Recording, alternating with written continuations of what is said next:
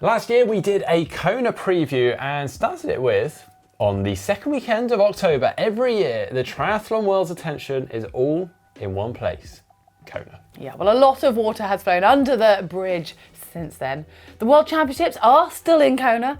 The world's attention is still going to be on Kona, but this year it is solely a women's race. Yeah, so we're going to be doing a preview of the race, including its contenders and favourites, and maybe make some predictions of our own.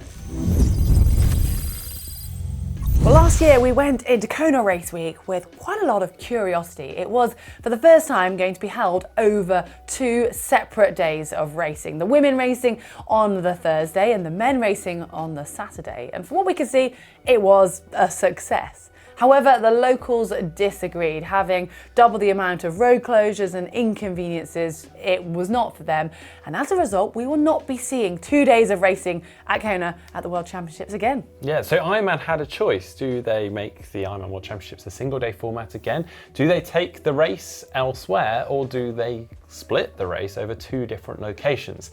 As we know, they went for the latter, and they successfully hosted the men's Ironman World Championships at the beginning of September in Nice. But now our attention turns to Kona, where we will have, for the first time, a women's only Kona. Well, 55 of the world's best pro triathletes are going to be gathering in the most iconic location for Ironman Triathlon in Kona, Hawaii. So I think it's probably time that we took a look at that start list and maybe even share our thoughts on who we think will take the title of the Ironman World Championships 2023. So let's start with last year's podium in Kona. Chelsea Sodaro taking bib number 1. Chelsea has never been beaten in Kona because she's only raced there once, and she won last year in only her second Ironman and her first time on the Big Island. She blew the field away with a run that was over 6 minutes faster than anyone else's. Well, since then, things haven't exactly been smooth sailing for Chelsea. She hasn't actually finished another full distance triathlon since Kona. She DNF'd in Roth, so she technically only still has 2 full distance finishes to her name. She did actually podium at the PTO Asian Open, showing some form there. But it seems she's kind of put all her eggs in the Kona basket. I mean, she could put on an unbeatable performance. However, there are a couple of things that could stand against her. Firstly, it is incredibly hard to repeat a performance like that in Kona. And secondly, she sort of goes in as a marked woman. Last year, she benefited from being somewhat of a dark horse on the Queen K. She could sort of sneak into and hide away in the bike pack. And now she definitely will have a target on her back and be watched out for. She has, however, been out in Kona for a few weeks already, training and working with her coach. And for social media is anything to go by, it looks like she's in a very good place. Doesn't it always on social media? We'll find out afterwards, I'm sure. Wearing bib number 2, another athlete who looks like training is going well, it's Lucy Charles-Barclay. Well, last year's runner-up in Kona, and actually perennial runner-up in Kona, she has been runner-up here every Kona since 2017. Literally every time she's raced on the island, she's finished second. I mean, Lucy Charles-Barclay will be looking to finally shed the always the bridesmaid title. And let's be honest here, I mean, who isn't rooting for her? If anyone deserves the title, it's Lucy, having come so close so many times. I mean, we love the way she races. She swims hard, she gives it to the other athletes from the start. And I think because of that, we all want to see Lucy go one better. But it could be that tactic that's actually seen her come so close on 4 occasions and not yet make it to the top. Because in a sense, it's almost like having a carrot for the other athletes up the road, because she goes off hard and they sort of chase her and work and can kind of see what to pace off. I mean, I can't see what other tactics she can do because she is such a strong swimmer, but maybe if she can find that extra 1% or 2, she could potentially lead from gun to tape. We will have to wait and see, but she's actually gone out to Kona fairly late, I think just about 10 days before the race, opting to do most of her prep using indoor training back in the UK and lots of Zwifting. So it'll be interesting to see how that works. I mean, we know that she knows the island very well. Yeah, that gun to tape dynamic is something we always love to get behind. It would be amazing to see her pull that one off this time around. Next on the list is Haug. She placed 3rd last year in Kona, and obviously she was winner back in 2019. So she is definitely going in as a top favourite, and she's also arguably coming off one of her most successful long distance triathlon years with 3 wins, including the PTO European Open, runner-up in Roth and the PTO Asian Open. And so adding a Kona win to that could make this just an incredible end to the season. And we obviously know she knows how to win here, and she's coming off some great prep, or so it seems, from Lanzarote. So yeah, excited to see her lining up. Well, talking of athletes who know how to win on the Big Island, we're not used to seeing Daniella Rhyf with bib number 4. I mean, she is 5 times Ironman World Champion, but bizarrely, maybe not the favourite. Or is she? I mean, we are not going to be the ones to write off Daniella Rhyf. She has got to be one of the greatest long-distance triathletes of all time. However, Daniella does come into Kona with a mountain to climb. After a disappointing 9th at the 70.3 World Champs in Lahti in late August, she was diagnosed with post-viral fatigue syndrome and then forced to take some time off training. And this was then followed by the loss of her father after a long illness just a week later.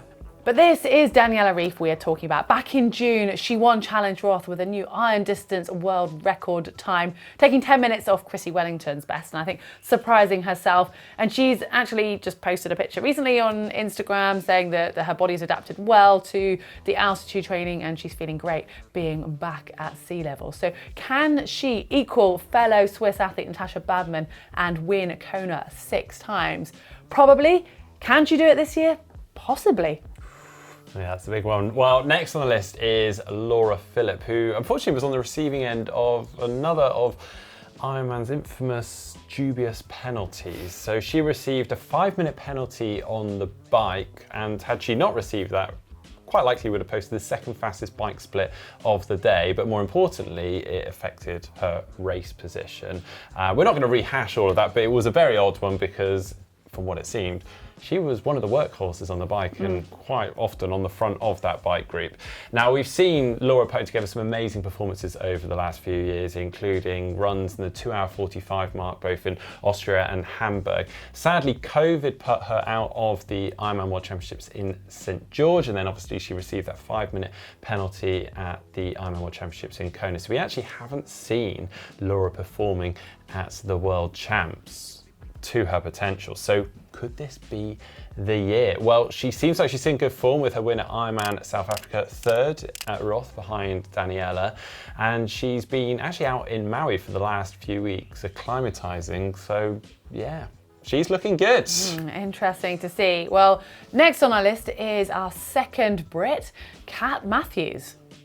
Well, she finished 2nd at the Ironman World Championships when they were held in St. George and was looking in absolute brilliant form heading into her debut Kona when getting knocked off her bike just a few weeks before on a training ride. So devastating, but Kat has come back incredibly strong, and she's went on and won Ironman Texas in April this year, and then has just finished runner-up at the 70.3 Worlds. So this is still going to be her debut performance as a pro at Kona, and we don't normally put debut performances as a one to watch or a favourite, but I think Kat Matthews is certainly one that could buck that trend. Definitely, it's hard to look past her really on that. Well, there is one more lady that we definitely need to discuss, but before we get to that, there are a few others that will obviously be looking to perform there, and we've definitely got our eye on, and there's a few in there that I really think could shake things up.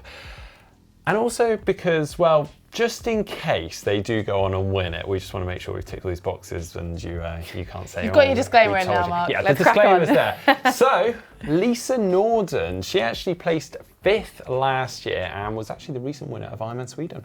Yeah, we've got Fenella Lamridge, 6th last year. She was 4th in Roth and recently won Challenge London. Yep, Sarah Crowley, who's actually twice been on the podium in Kona and was actually 7th last year. Then we've got Skye Munch, who was top 10 last year, and she was 2nd at Ironman Frankfurt. Yeah, and then finally Sarah True, who is 41 years young. She actually won Ironman Arizona, Ironman Frankfurt, but sadly had a DNF in Kona last year. So that does it. I think we've mentioned everyone that might win Kona. However, Kona does throw a few curveballs.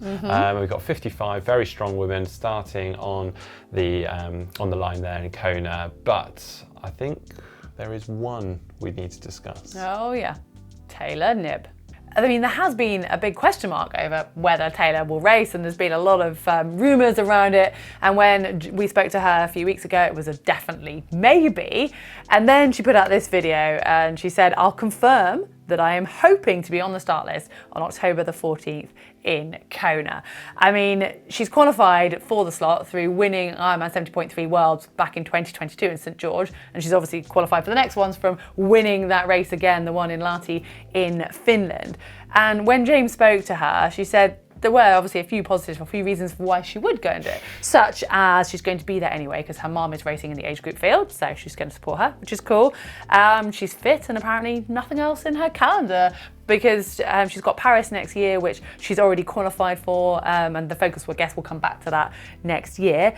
And she's also always dreamt of going to Kona, and if she gets to go next year, the World Championships for the women are going to be in Nice. So yeah, I get all of that, but then you've also got to take into account she hasn't really done any Ironman specific training. I mean, her training up until the end of August has been solely focused on the 70.3 Worlds and to be honest, probably mostly short course racing.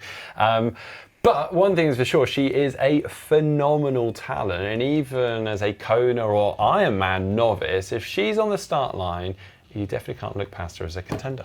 No, you can't. But then she is only 25 and you have to kind of go, she's got, I mean, maybe next year's Nice, but then what about the year after? Yeah. There's going to be so many more. And with that Olympic gold medal, no doubt in her sights for Paris, but I guess she's got the qualification in her pocket and all of those points she just said earlier. Well, yeah, I mean, then again, who are we to tell a once-in-a-generation talent like God, she she's is crazy, isn't she? what she should and shouldn't do? For her sake, I kind of hope she doesn't race it, but from a spectator's standpoint, Oh my God, I really yeah. hope she does.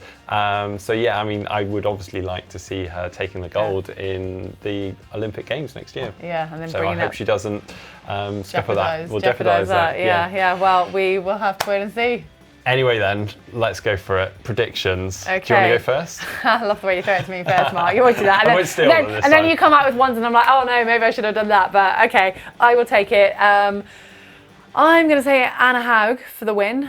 And then this is where it gets really tricky because I feel like Lucy and Daniella, I don't know enough about at the moment. And it might be a mistake because I wrote off Daniella for Roth and look what she did. Yeah. But I'm going to do that again, I'm afraid. Sorry, Daniella. And I'm actually going to say that Kat Matthews comes second. Brilliant. And then I'm going to go for double Brit on the podium with Lucy Charles-Barclay for third. Amazing, that's a good one. I'm like you, there's a many that I would really like to see on there and I'm struggling a bit here. It is between, for me, Anna Haug, Laura Philipp, Kat Matthews. I'm going to go in the order of Anna Haug for the win, same as Okay, yourself. we're on the same page. I'm going to go for Kat Matthews second, Laura Philipp in third.